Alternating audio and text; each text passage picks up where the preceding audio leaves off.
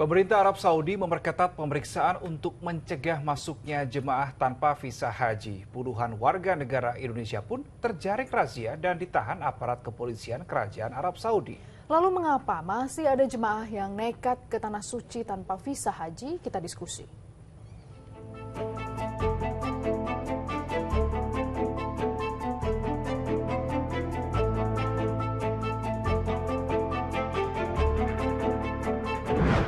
Razia visa haji terus dilakukan semakin dekatnya rangkaian puncak ibadah haji. Dan faktanya, puluhan warga negara Indonesia terjaring razia.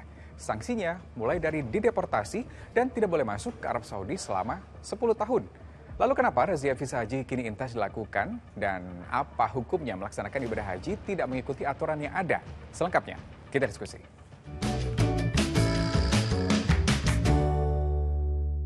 Dua 24 warga negara Indonesia terjaring razia akibat memiliki visa haji palsu di Arab Saudi. Buntutnya 22 WNI dideportasi. Dua lainnya yang diduga sebagai koordinator bakal diproses secara hukum. Tak lama, 37 WNI lagi-lagi terjaring razia visa haji. Para WNI asal Makassar itu pun disanksi denda, dideportasi, dan di blacklist tidak boleh masuk Arab Saudi selama 10 tahun. Hasil pemeriksaan mereka diketahui menggunakan atribut-atribut haji yang palsu, gelang haji palsu, kemudian juga visa haji, ada yang menggunakan visa haji palsu dan juga ID card haji yang palsu. Aspal atau palsu saya belum kita dalami lagi. Nah, mereka ditahan dan satu orang koordinatornya bersama pengakuan para jamaah itu dengan inisial SJ adalah warga negara Indonesia yang selama ini datang ke Saudi menggunakan visa ziarah. Ya, sebenarnya fenomena banyak jemaah yang gunakan visa tidak resmi atau memalsukan visa haji sudah lama terjadi. Tapi kali ini, pemerintah Arab Saudi semakin intens melakukan razia. Kira-kira, apa alasannya? Masalah ini bukan yang pertama dan tidak terlalu mengherankan ya. Karena sudah sejak belasan tahun lalu, pemerintah Arab Saudi itu sudah memperketat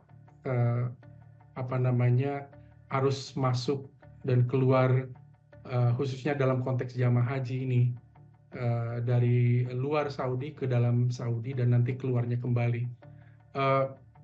Alasannya tentu saja mereka sebagai negara yang memiliki otoritas tertinggi dalam pelaksanaan ibadah haji ini ingin menjaga keamanan dan ketertiban, sebetulnya itu yang paling utama ya.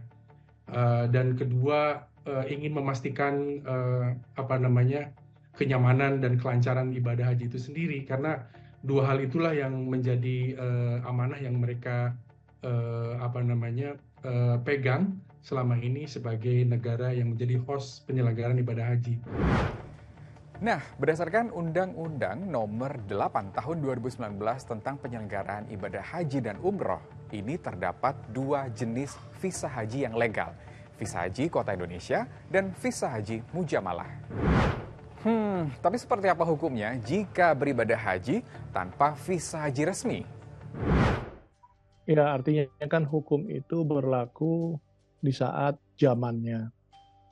Islam tidak melarang perubahan hukum karena zaman itu berbeda, kecuali yang ada di dalam Al-Quran dan hadis itu sunatullah. Sementara untuk hukum yang ada di dunia tentunya disesuaikan dengan kondisi umat Islam atau umat manusia yang ada di dunia itu sendiri. Nah, dalam hal pelaksanaan berhajinya, perintah hajinya tetap ada dalam Islam, tapi kan bagaimana cara berhajinya itu yang dikelola oleh manusia agar tidak berjalan dengan baik. Nah, dalam hal ini tentunya hukum Arab Saudi, di mana kerajaan Arab Saudi, di mana bahwa yang berhaji harus memiliki izin di luar adanya kepentingan lainnya. Artinya di sini ada kepentingan uang, karena memang yang berizin itu harus berbayar. Ya tentunya itu akan melanggar dan menjadi pengelolaan yang tidak rapi. Nah, sanksinya berat. Lalu kenapa masih saja banyak jemaah yang nekat gunakan visa haji tidak resmi? Dan bagaimana agar fenomena ini tidak terulang apalagi untuk jemaah Indonesia?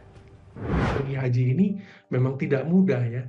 Dan mendapatkan visa haji ini ya, kalau di Indonesia ya kita harus tunduk dan patuh kepada kesepakatan bersama oleh pemerintah gitu, yang bisa jadi juga mereview ya dari tahun ke tahun bagaimana, misalnya bagaimana pemerintah bisa didorong untuk bisa memperpendek waktu tunggu jamaah haji itu yang di sebagian daerah kan sudah puluhan tahun ya Mas ya.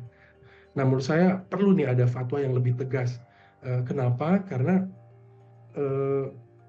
melakukan ibadah haji di luar kontrol atau di luar wewenang pemerintah yang menyelenggarakan, dalam hal ini Arab Saudi, atau yang mengirimkan jemaah haji dalam hal ini pemerintah Indonesia, sesuai dengan kesepakatan yang ada di antara keduanya, itu kan bisa membahayakan diri sendiri.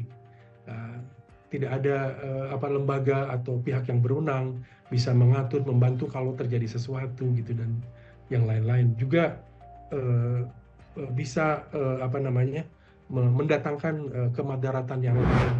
Waktu tunggu dan biaya kerap dinilai sebagai faktor mengapa ada jemaah yang nekat gunakan visa haji ilegal. Tapi balik lagi, ada aturan yang harus ditaati, meskipun pengawasan pemerintah juga diperlukan. Ditambah, mencari solusi untuk semakin memudahkan jemaah Indonesia untuk melaksanakan ibadah haji. Terima kasih sudah diskusi.